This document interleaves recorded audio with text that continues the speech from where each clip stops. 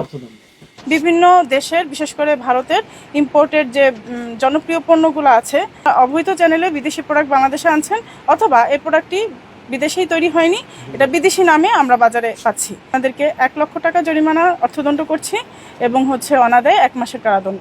এই দোকানে তো হওয়া উচিত 20 লাখ টাকা অর্থদণ্ড। আমি স্যার টাকা কিন্তু এখানে তো নাই, টাকা দিয়ে দিচ্ছি, ভাড়া তো নাই। কিন্তু স্যার আমার জব্দ এটা আমি আর বিক্রি করবো না, আমাদের মালটা ফেরত দিয়ে দিই। না, আপনি তো এই প্রোডাক্ট আর বিক্রয় বিতরণ করতে পারবেন না যতদিন পর্যন্ত বিএসটি কর্তৃক আপনি পরীক্ষা করে বিএসটি কর্তৃক সার্টিফিকেশন মার্ক সার্টিফিকেট না নেন, সনদ না নেন, ততদিন বিক্রয় বিতরণ করতে পারবেন না। এটা সম্পূর্ণ নিষিদ্ধ।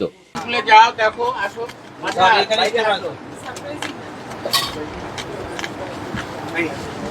আয়রনটার আনুমানিক মূল্য কত? আরে প্রাইস কেমন এটা? পারবে স্যার বলছে যে এটা যখন বিএসটি এনে নিশ্চয়ই স্যারের কথাটা তো আমরা অগ্রহণযোগ্য বলি না। কিনতে আসছে একটা পণ্য, ক্রেতা তো জানতেই চাইবে যে এটা কি আসল নাকি নকল, তখন তো অবশ্যই আপনি বলেন যে না এটা আসল, এই কারণে আসল। আমাদের কাছে মানে আমরা অত কিছু কাস্টমার আমাদের কাছে জানতে চায় না। ক্রেতাদের কি বুঝতে না, আমরা তো ধরেন আমরা তো যখন বিক্রি করি আমরা তো অরিজিনাল এমনি বলি, এটাই ঠিক আছে, কিন্তু আমরা কোম্পানি যা বলে দেয় আমরা তাই অরিজিনাল তাই বলি। ব্যবসা করছেন, আপনার প্রোডাক্ট সম্পর্কে জানেন না যে এটা অরিজিনাল না নকল?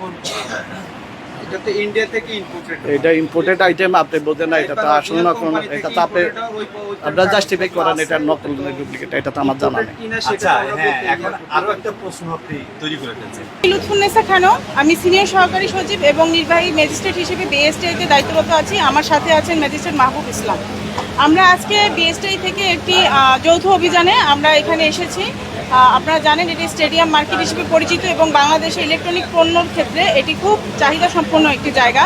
আমরা জানি যে ইলেকট্রনিক পণ্য থেকে নানা ধরনের দুর্ঘটনার শিকার হচ্ছে আমাদের সাধারণ জনগণ এবং এই দুর্ঘটনা থেকে মৃত্যু পর্যন্ত ঘটছে।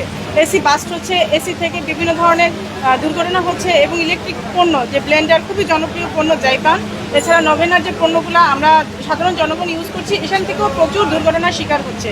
এর কারণ হচ্ছে কিছু দুষ্টু অসাধু চক্র আছে যারা এই পণ্যগুলো বিদেশি নাম বলে বাংলাদেশে আনছে। আসলে এগুলো কোথা থেকে আসছে সেটার কোনো সার্টিফিকেশন নাই, সেটার কোনো পরীক্ষা নিরীক্ষা হচ্ছে না। তারা বিভিন্ন জায়গায় এই মানহীন পণ্যগুলোকে বিভিন্ন নামে প্রবেশ করানো হচ্ছে।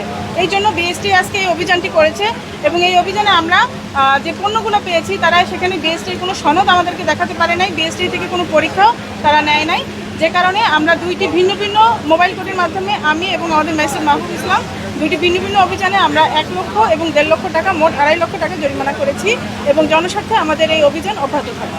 কোর্টে প্রথমে যে তাপদাহ ছিল এবং পরবর্তীতে যে বৃষ্টির মধ্যে আপনারা কষ্ট করে আমাদের সাথে সার্বিক সহযোগিতা করছেন, এজন্য ধন্যবাদ। আর দুটো মোবাইল কোর্ট হয়েছে, এখানে 2জন বিজ্ঞ ম্যাজিস্ট্রেট মহোদয়